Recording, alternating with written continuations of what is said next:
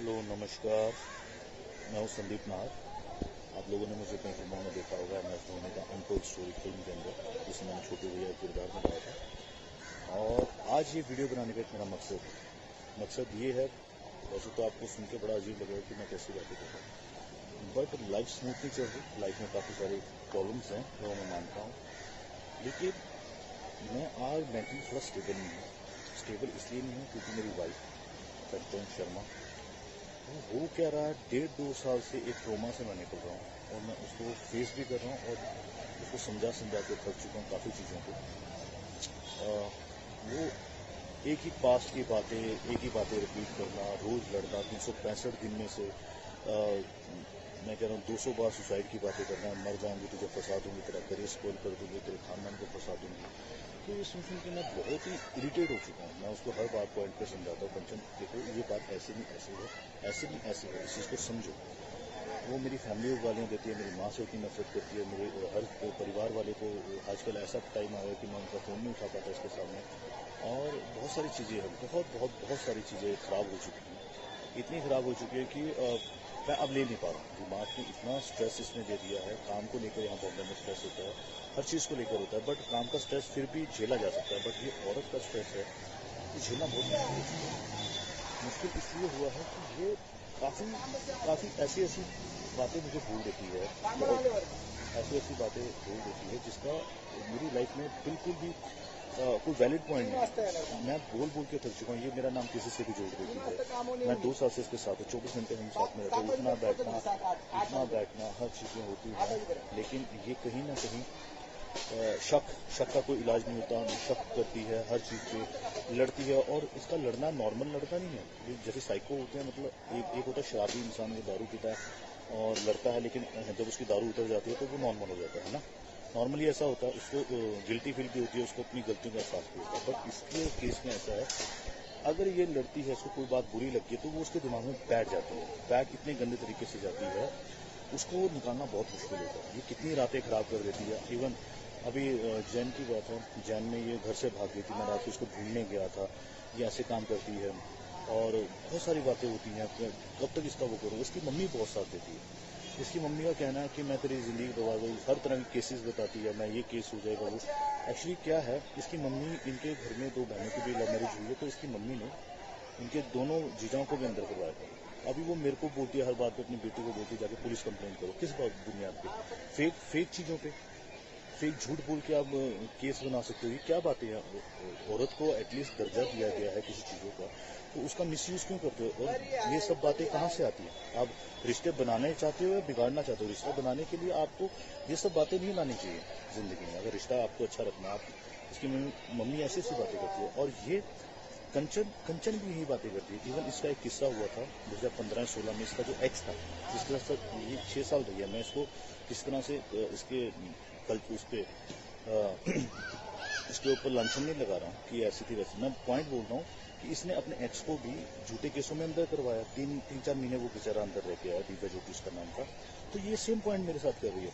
और इसी जिद की वजह से इसने मुझसे शादी की थी उस टाइम पे कि मैं ये कर दूंगी वो। मैंने तरस करके इस पर शादी की। तरस में चलो यार, मुझे लगा सब कोई नहीं है, कर लेता हूँ। आज नहीं, इसकी लाइफ खराब हो जाएगी। बोल रही थी मतलब मर जाऊंगी, पंखे में लटकने की आदत, सुसाइड की बातें करती है। तो उस पॉइंट पे मैंने कर दी। फिर ये मेरे घर आई, ये 2019 की बात मैं बोल रहा हूँ। और उस टाइम पे हमारी बात हुई थी कि यार कि शादी हम कर रहे हैं, बट घर में नहीं बताएंगे। अगर जमी तो चलाएंगे, नहीं जमी तो फिर अलग हो जाएंगे, है ना। किसी को इतना डिस्क्लोज नहीं करते। फिर वो हमारी नहीं बनी आपस में। तो फिर मैं कोरोना की वजह से घर गया था। जब कोरोना की वजह से मैं घर गया था तो उस टाइम पर इस लड़की ने मेरे घर पे आने की बात की। तो इसको उस टाइम मैरिज सर्टिफिकेट चाहिए था, तो मेरे घर वालों ने अच्छे से इसका वेलकम किया। घर पे आते ही ये वहाँ 5-6 बार क्लेश कर चुकी थी।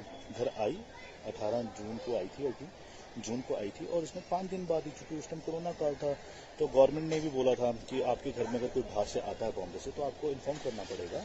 एसएचओ ने बोला था। तो हमने उस चीज़ को छुपाया था थोड़ा, भाई नहीं बताएंगे, नहीं तो फिर पूरी फैमिली अंदर हो जाएगी। इतनी एक छोटी सी बात थी, बट इसको वो बात समझ में नहीं आई। मेरी भाभी ने बोला मेरी कजन सिस्टर है ना। तो इस बात पे भड़की, तेरी भाभी ने ये बोला कि मेरी कजन। अरे भाई सिंपल सी बात है, कोरोना का टाइम है, और ये तुम्हारी हमारी आपस की बात है। लोगों को पता लगा तो बॉम्बे से आई है, वहाँ छोटे छोटे बच्चे सबको अंदर कर देंगे। उस टाइम तो वैसे भी हमारे जो सरकारी हॉस्पिटल थे वो कोरोना के चक्कर में उन्होंने कोविड का हॉस्पिटल बनाया हुआ था और सबको वहाँ पे क्वारंटीन कर रहे थे उस टाइम पर। तो इसके बाद कुछ और छोटी छोटी चीज़ें हुई, जैसे कि हमारे घर में किन्नर आए, किन्नर बधाई लेने आए, तब ये लड़ी, चूँकि हमने उनको भेज दिया था। भेजने का एक कारण था, कारण ये था कि अगर हम किन्नरों को बधाई दे देते तो हमारे रिश्तेदार नाराज हो जाते। उनको लगता कि इनके घर में बहू आई, उन्होंने हमें नहीं बताया। मैंने कंचन को, उस टाइम हमारी शादी की रिसेप्शन पार्टी फिक्स हो गई थी 30 जुलाई को, तो हमने बोला कि आप 30 जुलाई के बाद आना, हम आपका वही जो बनता है वो देंगे। वो दिया भी, बट उस बात पे भी इसने क्लेश किया। बहुत सारी चीज़ें, छोटी छोटी बातों पे क्लेश। ये बोलती मुझे घुमाने नहीं लेके जाते। अबे भाई, कोरोना में बॉर्डर सील हुए हैं, हिमाचल बॉर्डर सील है, पंजाब बॉर्डर सील है, कैसे लेके जा सकते हैं? ये बात इसको समझ में नहीं आ रही। ये बोलती जिनकी शादी होती है उनके पति उनको घुमाने लेकर जाते हैं। मैंने बोला भाई, जिनकी शादी होती है उनके पति बेशक उनको घुमाने लेकर जाते हैं, बट उस टाइम पे कोरोना नहीं था। अभी कोरोना, अभी थोड़ा सब्र कर लो, बाद में चल लेंगे। ये बात उसको समझ में नहीं आ रही। तो हम आगे शॉर्टकट में बॉम्बे, क्योंकि वहाँ पे बड़े सुसाइड वाली बातें कर रही थी। मेरे घर वाले भी डर गए थे, उनको लगा कहीं ये लड़की की वजह से फैमिली पे कोई आफत उफत ना हो, चुकी है कोई हंसा। तो मैं इसको बॉम्बे ले आया था। बॉम्बे में आके भी इसका सेम वही ड्रामा। सर्टिफिकेट शादी का मिल गया, फिर भी इसको सेटिस्फेक्शन नहीं हो रही है, एक सिक्योरिटी नहीं मिल नहीं रही है, और हर जगह से मुझे टॉर्चर कर रही है। बस मैं एक बात बोलना चाहता हूँ इस वीडियो के माध्यम से, अगर मैं कोई गलत स्टेप उठाता हूँ लाइफ में क्या मेरा आपको मेंटल पीस प्लस सही नहीं रहा, क्योंकि मैं रोज झगड़े नहीं ले सकता। सुबह उठो झगड़ा सेम बात पे, उस पर 1000 बात पहले बात हो चुकी है, लड़ाई हो चुकी है, उस पर फिर अगेन सुबह उठो, दोपहर को झगड़ा, रात को झगड़ के सो। तो मेरे में इतनी कैपेसिटी नहीं, मेरी एनर्जी लेवल इतना नहीं है कि मैं बार बार हर चीज़ों को क्लियर करता हूँ। इसको एक बार बोल दे कंचन ऐसा नहीं है, ऐसा बात खत्म हो जाती है। अभी कल रात की बात है, इसने इंस्टाग्राम पर सर्च किया। अब सर्च में कोई किसी का कोई चीज़ दिख जाती है तो उसमें मेरी क्या गलती है? किसी ने मुझे नहीं ब्लॉक किया था। भाई, जब ब्लॉक नहीं किया है तो उसमें मेरी गलती नहीं हो सकती। तुम मुझे बोलो तुम्हें वो पसंद नहीं है, तुम ब्लॉक कर दो, मैं ब्लॉक कर दूंगा। मैंने ऑन द स्पॉट बिना सोचे ब्लॉक किया है। और ये कोई छोटी छोटी बात है। हम स्कूल के बच्चों वाली, मैं इसको बोलता हूँ, स्कूल के बच्चे भी ऐसे नहीं लड़ते होंगे जैसे तुम मेरे साथ कर रही हो। तो ये कोई वैलिड प्रूफ नहीं, वैलिड बात नहीं है। आप वो बात बोलो। हाँ, अगर तुम मुझे बोलती इसको ब्लॉक करो और मैं नहीं करता, तब तुम लड़ने का मकसद बनाती हो ना। मैंने बोला कंचन अपना इंस्टाग्राम दिखाओ, अपना व्हाट्सएप दिखाओ। तुम्हारा एक्स का भी तो इसमें है ना फोटो, ये उसने तुझे ब्लॉक नहीं किया व्हाट्सएप पे, सिंपल सी बात है। कह रही मेरी उससे बात नहीं होती, तुम्हें पता है। तो मैंने बोला सेम यही चीज मैं कंचन तुम्हें बोल रहा हूँ कि मेरी भी कोई बात नहीं होती।